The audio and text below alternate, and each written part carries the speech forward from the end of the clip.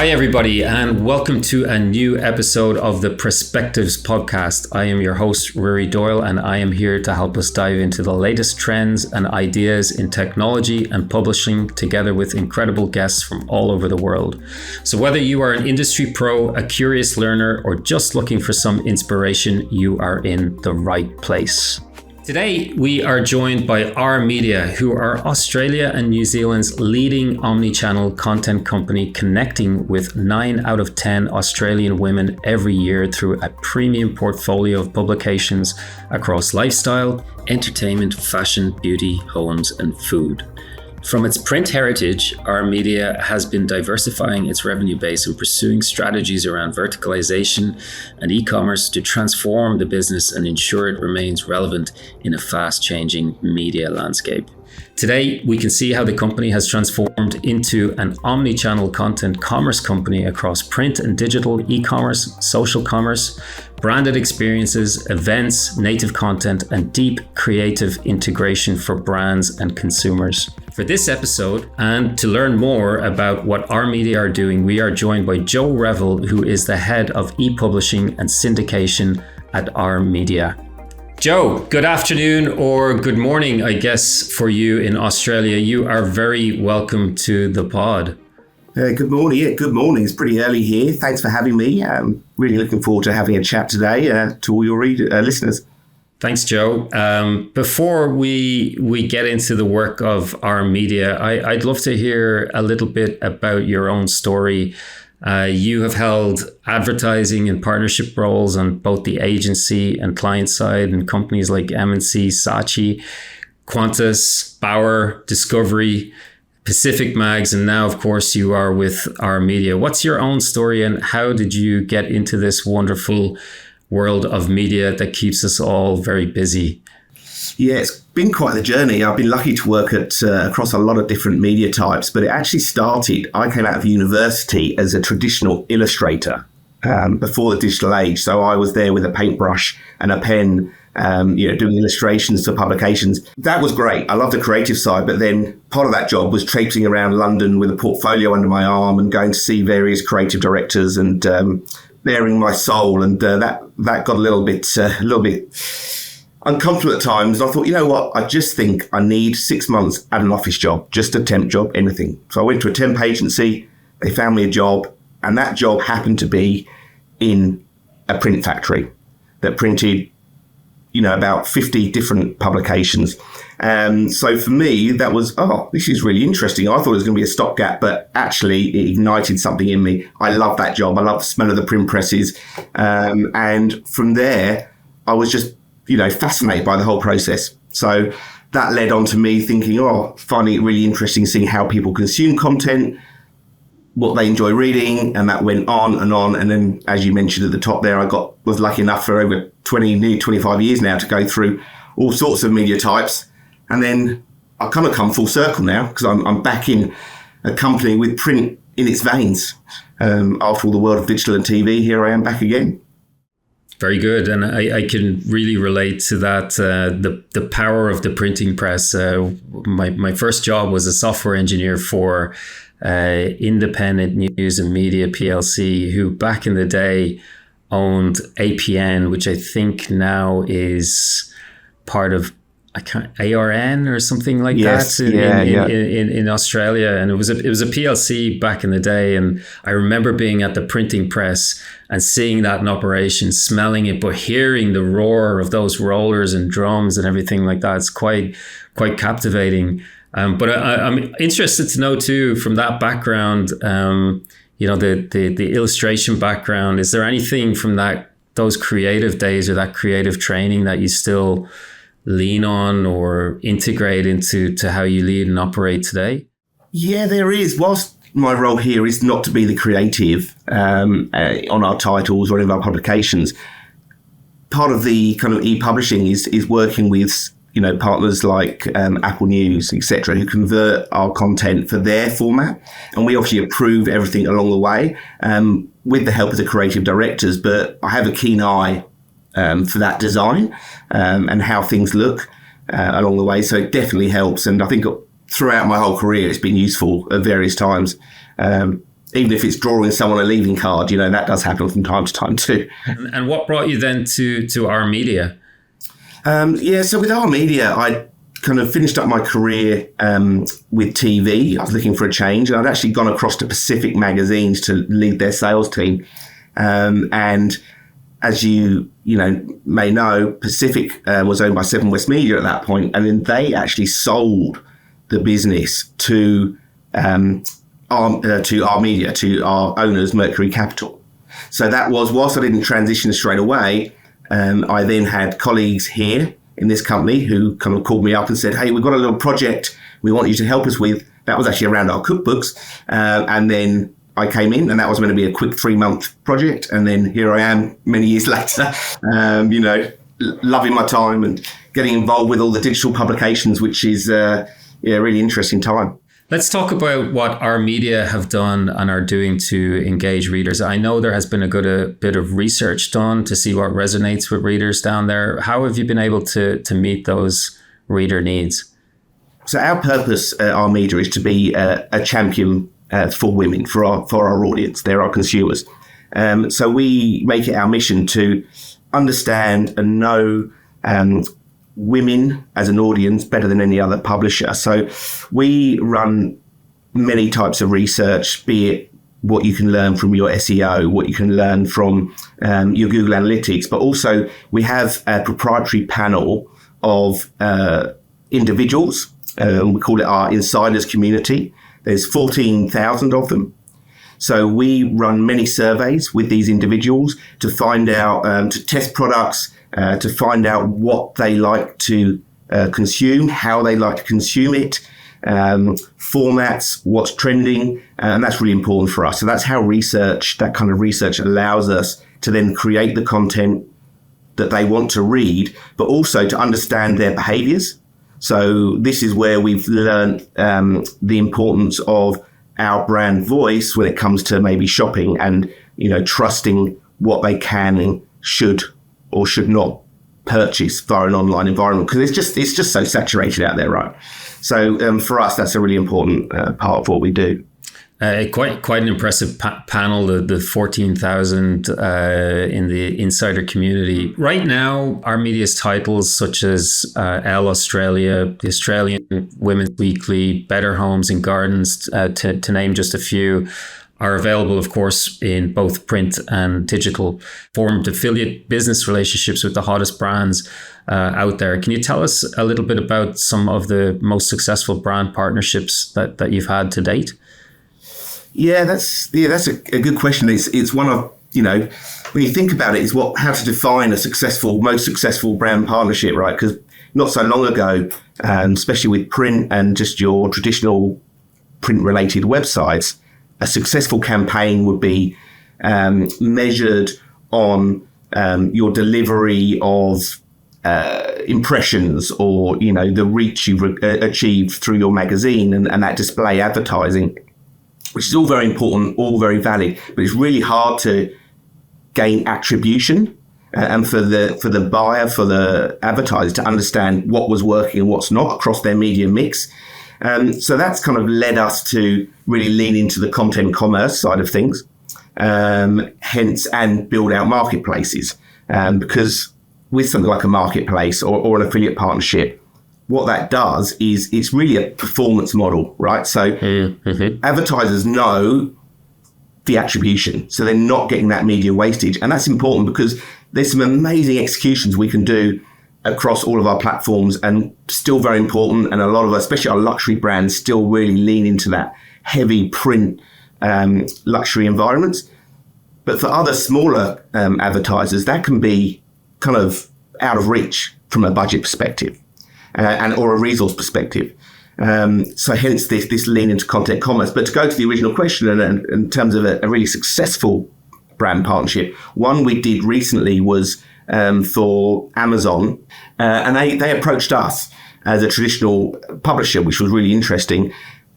And they wanted to promote their Prime Day sales. So what we actually delivered for them was a huge campaign, affiliate campaign mainly, but it was also in print. So we advertised it across in print with QR codes driving to the different deals, We wrote over 50 pieces of specific digital content, which then had the affiliate links back into the hot trending deals of the day, what was going off, what was running out. And alongside that, we were able to promote all of that content across our social footprint, all our digital channels, EDMs. And what I found really fascinating with this particular campaign is Amazon is the kind of premier behemoth of digital e-commerce, but they actually wanted us to do a physical print catalogue for them. So we produced a little print booklet for them, which we then inserted into all of our weekly magazines, which then went out to our grocery stores over here, our major grocery retail outlets. How those sorts of companies are coming back and realising the understanding of these us as a traditional publisher with new capabilities, the influence we have on our readers. Yeah, it's really interesting to hear that Amazon were including those inserts, those types of flyers, which here in North America, in Canada, we see a lot of them, and of course in Europe. And I haven't heard to date of Amazon doing something like that. And it's, how do you guys internally determine who are the right partners to work with? Because not everybody's in Amazon that has the sort of product degrees and reach that Amazon have. From an advertiser partner, commercial partner angle, is always going to be those brands that align with the content that we create. So we're huge here in food. We kind of lead the food category here in Australia and New Zealand. So that opens up, a huge range of clients in the FMCG, fast moving consumer goods, from appliances, and ingredients and that kind of thing. And then we're also, as you mentioned earlier, the relaunch of Elle magazine. We have Marie Claire. That's premium. There's not that many luxury titles, fashion titles out there anymore. So that for us attracts and allows us to go and speak to those really luxury fashion brands, your Gucci's, your Pradas, etc., and who are regular and very important clients for us. We're always trying to approach new clients, obviously, but we don't have a set criteria. They don't need to be huge. They can be small. We have such a wide range of assets available, all the way from the social media through to print, a whole wide range of budgets we can work within. We even, in a traditional sense, we've done things like partnerships with luxury travel companies where we've created coffee table books for them under the Gourmet Traveller branding, which have been really successful. And on the other end, we do these pure affiliate campaign deals directly with those retailers, where we have content that we publish from a dedicated team of commercial content writers who write it specifically to attract affiliate clients, and via some of the partners like Linkbee and things like that notices and finds those deals and pulls them into our ecosystem, and then they can trade on a cost per click basis, so at a very little level. So really open, as long as it makes sense for our audiences, we will speak to those people. But I would say as well, if we just switch that who do we partner with question as well to like our platform partners or technical partners, that's something else we think a lot long and hard about as well. There's so many different people we can partner with. So in the case of the digital magazine production side of things, we've worked with a number of people over the years. And I think there's a lot of, it's quite easy for us, for Ruari, yourself and me to, see a shiny new thing come out. And you think, well, that looks really cool, and everyone in the business is like, that's gonna be awesome. But we're so close to it sometimes, it may not be something that our consumers really want. We think it's great, but they might not. So the research comes in there again. We use that research to understand what is going to add value for our readers, which is part of the reason, or a big part of the reason why we just relaunched our native magazine app. So the digital versions of our magazines available via an app. They first launched many years ago in the 2010s, maybe just before, when iPads were the great shiny thing, and everyone's got to have an iPad. So we launched the magazine apps at that time, and they were literally a PDF reader. So you could just swipe past the PDFs. And we kind of stayed with that format for a long time. And then people at Apple News came along, some, with what Press Reader do with the read modes and all of the XML formatted reader experiences. And all of a sudden we were looking really dated. And that kind of, when I came into the business, I found, okay, here's an opportunity. So that's why we went through and worked with Branded Editions to then relaunch the apps. So now going from a static PDF reader, a magazine apps, they have an RSS feed or website feed from the associated website. The print content is in read mode. You can translate it. You can have it as audio. We are actually just testing and about to launch next month as a button within that app. So from the user interface, a reader can see something and go shop straight away, and then they stay within the app ecosystem, and then they are able to transact, make their purchase, and still stay in the app. We're not bumping them out to someone else's website to make the purchase. And are you able to talk a little bit about the either the targets or the results that you're seeing in making the switch to omni-commerce in terms of the revenue mix? There's obviously the traditional advertising side of things in print and digital. What are the expectations for the business in terms of how the commerce side can start to contribute, and where are you in that journey, if you're able to share with us?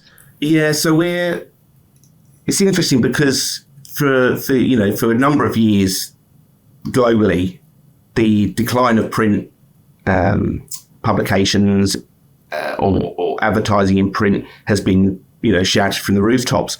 And so we've been planning for that for some time, which is why we've lent into this new omnichannel approach. But we've been constantly surprised. We keep getting readership, growth quarter on quarter. We went through 6 quarters of readership growth into the March quarter, and then it was flat for the next quarter, which is, in this environment we'll call that a win. So people, it's not going down as quickly as we thought it would. But in the background, we've always been working on this new stream of revenues, which, at some point the print's going to come down, and then there's going to be a crossover point. But I think that crossover point is actually going to be later than we thought, because print is holding its own, even though the other side is really growing. So the mix is definitely switching, and the affiliate and the content commerce is growing. It's growing at pace. Like, we're sort of doubling the affiliate kind of content revenue every year. We've only really started going hard at it for around probably 2 years. There's a lot of different partners out there you can work with, which are kind of middleware, if you like, that can connect publishers with affiliate partners. But you can also have direct relationships. And as we're gaining traction in terms of being well known in the market here in Australia and New Zealand, we're seeing more and more of those direct relationships, which is really important. Of course, we love working with these third parties as well. They are very beneficial for us, and it's a good partnership. But a direct relationship is one less clip of the ticket along the way. So that's something we're getting really good at. We've employed a massive team now of writers dedicated to writing content specifically to attract those affiliate links. So it's and not clickbaity. It's like true editorial content that creates the perfect environment to place those affiliate links, whether it's talking about looks on the red carpet, or, here in Australia, we do love a beach. So, whether it's the sand-free towels or something that are out there, it's not advertising content, but we're writing about your day at the beach and all the things you need. That's really starting to grow at pace for us. On the affiliate side of things, what we've learned along the way is the content obviously needs to feel true, that we write needs to be true to the brand's voice, and relevant, and feel very editorial. As we started testing with pulling back all the ad space around our affiliate content that we wrote, so those ad pages would have less brand advertising around them. So in the past, someone might want some native content and say that company was a tomato sauce company, and you're writing about recipes using tomato sauce, and you'd have the fireplace ads all around promoting their product within it, and it felt very in your face. Now we can write that content and insert the affiliate link, which is literally the word that can be clicked through, and we can pull back the advertising. And we're seeing when we pull back the actual physical advertising, those fireplaces and the pop-ups that associate with that content, the click-through rates really go up a lot, and people stay and don't bounce off as quickly. I think we've all been there, when you're trying to view something, especially on your mobile, and you get sucked into something on social, you follow the link, and next thing you know, you've got a pop-up ad and you can't see the words, and you're like, I'm out. So that was a really key learning for us to get that balance right. I think that whilst advertising is still a hugely important part of our business, and we don't want to reduce this, unnecessarily reduce the inventory we have to sell, but it has to be right in the right environment. And pulling that back when we're already giving people affiliate links, we found had a great effect, and really improved the results on that. Nice. And I believe last year you launched another product called Content Shop, which is an image library. I took a look at it. I searched for spaghetti and a couple of other different searches, and I was just wondering how that's been performing for you to date. What sort of content is performing best over there as well? Yeah, so we launched Content Shop as it's a syndication platform, like I say. It's like a mini Getty or Alamy. It's an image library. The reason we launched it was because we would often get reach out from businesses, creatives, architects, all sorts of different organizations that needed images that they'd seen on our pages, in the magazines or on our websites.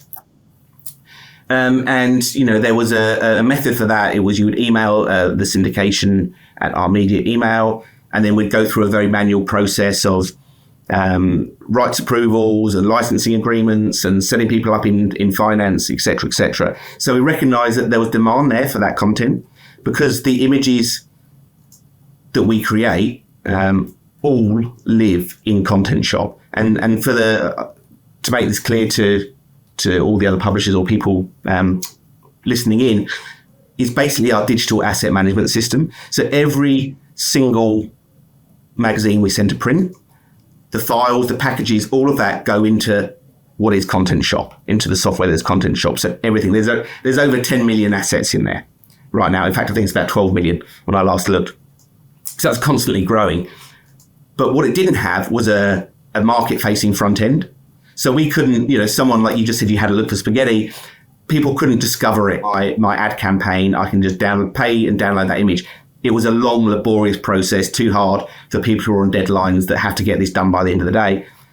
So with Content Shop, what we've launched is a consumer-facing site. You can search for what you need from within our magazines. Obviously, the categories are linked to our magazines. It doesn't do all kind of categories. And then you can actually go in, choose an image, you can purchase and download the high-res instantly.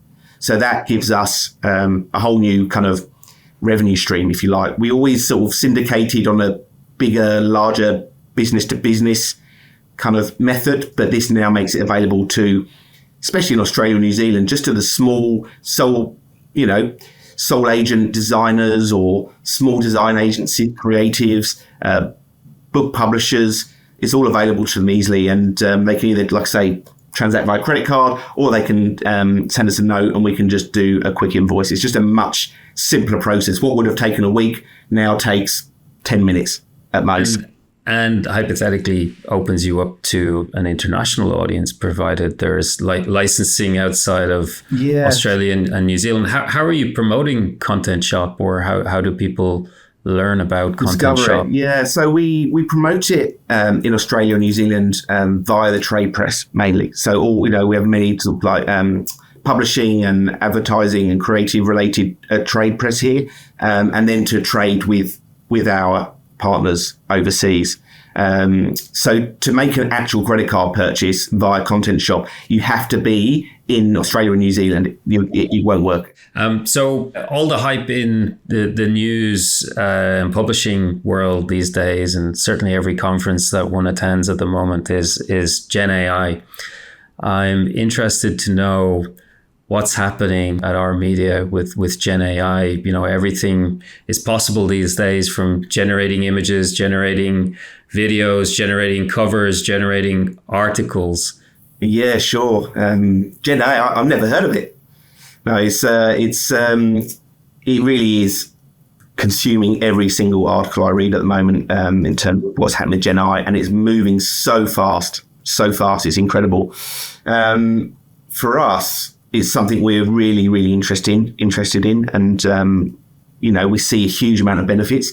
We are very cognizant, however, about what is ethical within Gen AI in the publishing sense. Because there's a lot of rights questions which are still very grey. And from, like yourself, I've been to lots of conferences on Gen AI, and I've been listening, and the piece of the puzzle which no one yet seems to quite have the answer to is, if someone uses Gen AI, a company, to create an image, to create some text using open source learning or open source platforms, well, those platforms have gone off and scoured the internet. They've found various bits of data to create the output. But who owned that data in the first place? Which makes it tricky. So this is why you're seeing, the big deals in the news, like, News Corp doing the deals with OpenAI, pitch to our executive team some pilot ideas of tools they've learned about or seen that they think could be really beneficial to our business, and why. So we went through that process, and on the back of that, there's been just over 10 pilots selected for us to then go away, have some budget behind to go and start trialing platforms and playing with things. So that's what we're doing, and already we're using it and finding we can do things like, for some of our magazines, like our weeklies, where they always have a cover model. On the picture, just a face, and it might be a puzzle book, just a happy face, but it doesn't need to be a specific person. So we've already started trialing and creating synthesized humans for this, with using a lot of our own proprietary data as well, where we know we have the full rights to it, so we can learn from that and other platforms, and then that can be published, and it doesn't have the need for a photo shoot. So that's really beneficial, right? It saves that money. So that's one of the kind of pilots and things we've been doing. But there are pilots across lots of things, like, in the call centers. So we have call centers for all our subscribers. We're using AI and chatbots, and those things we see commonly already. We're trialing things like that. But for me, the one that I find really, really fascinating goes back to that ethical creation of imagery, because I always want, for our team, more things to sell on Content Shop.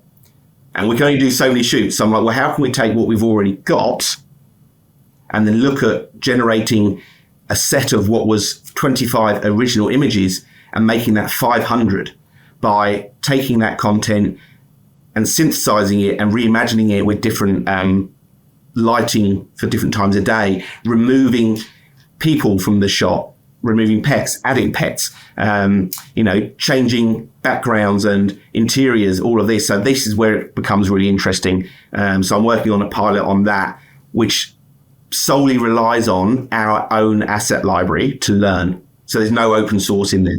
So then we can own 100% the rights to that content with confidence. And either license. Obviously, if we were licensing that, we'd make it clear that it was synthesized. I think that's really important to be transparent. But also, if you need some stock photography for, some page fillers or something like that, it can be used like that. So that's, there's lots going on, and there's, all sorts of areas of our business, finance, you name it. They're all got ideas, and it's a really interesting time. What I will say, though, and I think, you can't sit still on it, because you think something's good, you think, now that can't get better. And then literally a month later, something else pops up. You think that is huge. And also, of course, big tech are making a huge run for it, right? So they are doing land grabs all over the place, as we've seen. An interesting one to me was Leonardo.ai, an image generation platform. Really cool. They're actually Australian founded and owned, and they just got purchased by Canva. So, it makes perfect sense, right? Because Canva have, an amazing suite of tools, but now they have the capability, once they've integrated the Leonardo tools into their business, you could, the age of the old PowerPoint presentation, I think its days are numbered. Hopefully. Yeah, exactly. There's been a couple of tries where we were just talking internally last week about Prezi. I don't know if you remember that one where you used to go all over the screen. Thanks for sharing those examples from the labs, if we can call it that, at our media. I'm wondering if it's happened already or it's on the cards for the team to, do a sample test with people, like of, here's something that was, produced in our normal methods of doing a cover shoot, and here's one that we generated. Which one was AI? Which one wasn't? We've done it. So we have every month, our CEO hosts a staff all hands, and we have presentations. So everyone joins that, and internally we have done exactly that. We've done a number of covers. There's like guess which one it is, but we haven't asked the general public to do that kind of comparison yet, because I think, as I said, things are moving fast, but you can still spot it, like especially in areas like I find greenery in backgrounds. It really struggles with that. The other things you have to watch out for is if you've generated something and it's put a poster on the wall that should have some writing, it kind of goes in a weird hieroglyphic, and faces are getting really good, like scary good. But there are sometimes someone will look a little bit porcelain, or, something just looks a little bit off, like the face doesn't quite match the rest of the body, So there's still some, they call it hallucinations in the Gen AI world. So, but we have gone externally, not to ask people to compare, but we have gone out and published Gen AI images, like some of those like puzzle kind of weeklies and that kind of thing. Also, we did a cover for Bell, one of our luxury homes titles. It's the 50th anniversary. So we actually created a cover using Gen AI for that. And cool. it looks beautiful. Cool. And any reader feedback? Or I know sometimes there's royal images that have been doctored and people are spotting them left, right and center. But any reader feedback or audience feedback on any of those things? No, we haven't actually. We're very careful not to necessarily do it with humans at the moment, because that's when it can get really, you have to be super careful. So, the cover was, an amazing, stately home and backgrounds along there. So that wasn't something that no one's given us any feedback on, although it's just recently come out. So the part of our research department, they measure cover performance all the time. So every single issue, every magazine, they're looking at the covers, they look at the sales data, which covers sold better, and we constantly learn from that. So that's another place where Gen AI comes in, right? Because we can knock out a lot of different cover ideas very quickly, whereas before it would take a team of, art directors, which are still very important. The art direction needs to be there, but the operators and the pre-press operators to try and, put all that together.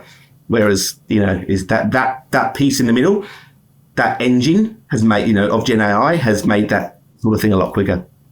A/B testing covers, I love it. Yeah. And as you mentioned, it's, the pace of AI, Gen AI, all the conversations, and what you came up with as a pilot. In combination with that, everybody's been predicting for a long time that print is in decline and has an endpoint. So what signs have you seen that, that might not be the full story in terms of how the print world is working for you today? Yeah, it's we talked about it a little bit at the top, but we're finding our readership numbers, they actually have been on a long, 6 quarters of consecutive growth. They were a bit flat the following quarter, but that's still really strong. So the predictions have always been a really steep decline. And we've seen growth in readership or flat readership.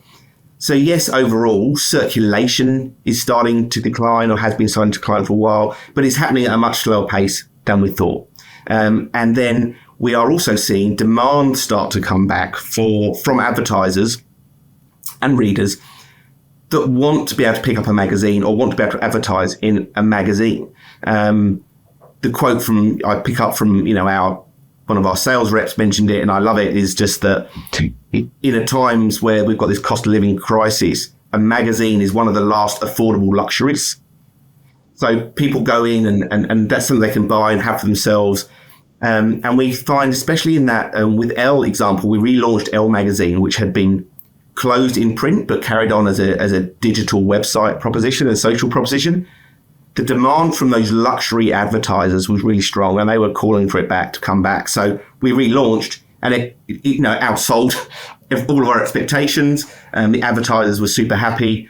We launched that as just 2 issues in this year, so one to try, and we went again next year or before, and hopefully continuing to grow. So that's a really strong sign that print is, I'm not going to say it's going to make a renaissance, but its place in the media mix is still really important, and its place in consumers' lives is still really important. Everywhere I go, any waiting room I go, I know it's, obvious and stereotypical, but there are magazines, normally our magazines, that I find in those places. So they get read over and over by so many people, not just the individual that buys them. So I think people are recognizing that. And for advertisers, not only the kind of environment and having somewhere that, is less noisy than digital advertising, but something where they know that the reader is leaning in, and really spending a bit of time with it, and alone time, having a cup of tea or a coffee. I think that's becoming more important, which is great to see. Mm-hmm. Those quiet and intimate moments with a captive audience, right? Exactly right. Joe, it's been a pleasure to talk to you and to get to know the Our Media story. We've one last question that we like to ask people on this show. Imagine a parallel universe where you never ventured into this never boring world of media. What would you be up to? Well, I'm a bit of a bicycle fanatic. My wife gets frustrated with me that I have so many bicycles in our garage and complains when she tries to put anything small in the garage.